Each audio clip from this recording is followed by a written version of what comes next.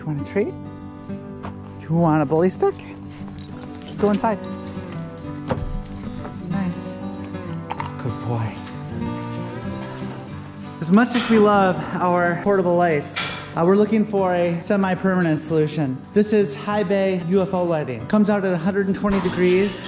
Each of them is 22,500 lumen at 5,000 K temperature, so kind of daylight temperature. And they're basically hung from a hook. Eventually these will be hardwired into electrical boxes and breakered, like everything else will be in this barn.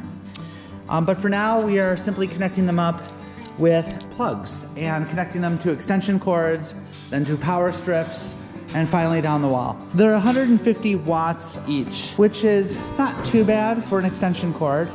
Again, it's temporary until we get our power sorted in here, but we definitely need some light to continue working effectively. It's just too darn dark. They came really nicely cut and trimmed and soldered. So they're basically ready to go. Just put them right into the plug. I couldn't have done it better myself. We're gonna hang them from eye hooks. So we got a couple small eye hooks and then a couple monster eye hooks. All of them will be sufficient. That's just what we had on hand.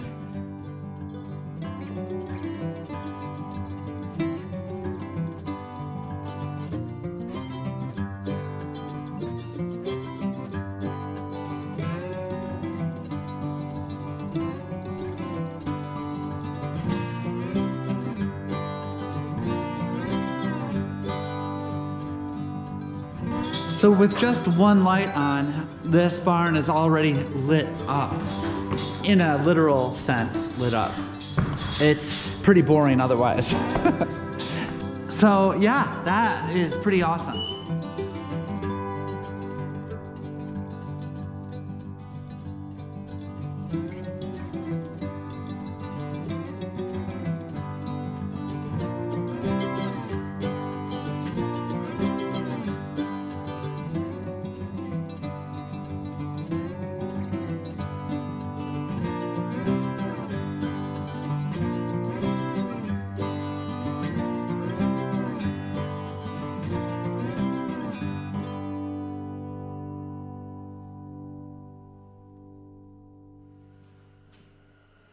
Definitely bright in here. With just 4 lights, this place is lit up like daylight. Of course, it's 90,000 lumen and 5,000 K, so it feels pretty bright. Rhodey, do you agree?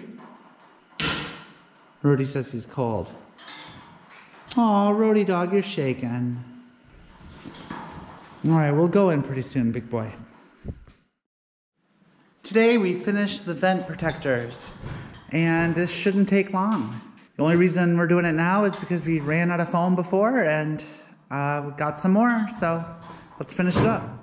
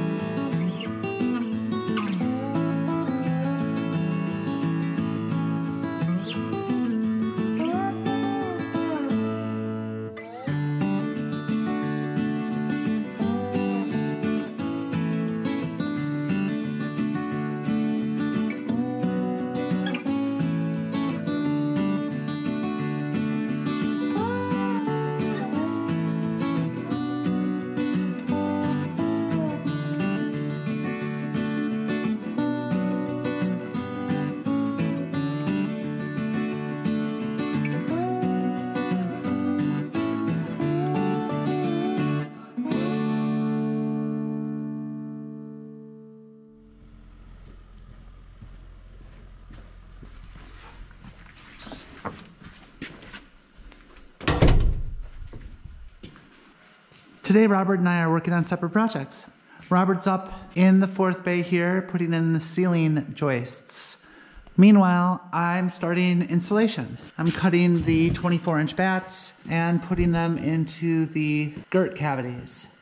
They're not staying in on their own, so I am having to staple them to keep them in place. That could be problematic because we still haven't wired. So I'm just stapling them along the top and leaving the bottoms open. Hopefully that's enough so I can still pull them out later to do the wiring. Up top, Robert's had a pretty good go with the ceiling joists. The first 3 bays are complete. Bay 1 and 2 were completed a long time ago in advance of the garage door being installed. Bay 3 is recently done, and Bay 4 he is just starting. Bay 4 is a little tricky because it's 2 inches higher than the other 3 bays. Since we're putting a loft back here, we figured the extra 2 inches would come in handy for a little extra headroom. So we're raising that up 2 inches, which makes everything a little tight against the truss bracing that we've installed prior. But he's working through it just fine.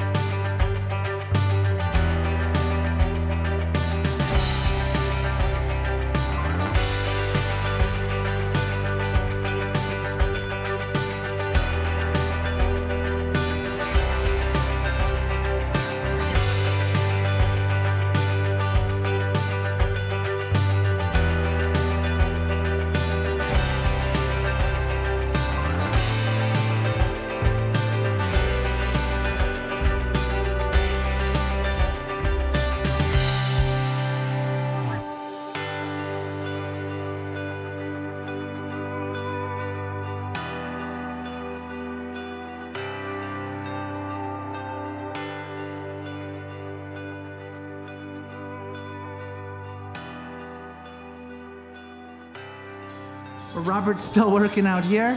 He's got all the joists in this section up and he's just nailing them in right now. Those are 18 on center and they look pretty good. Obviously we have 2 more sections to go here. Robert's gonna finish that up. I'm gonna clean up and that'll be it for a day.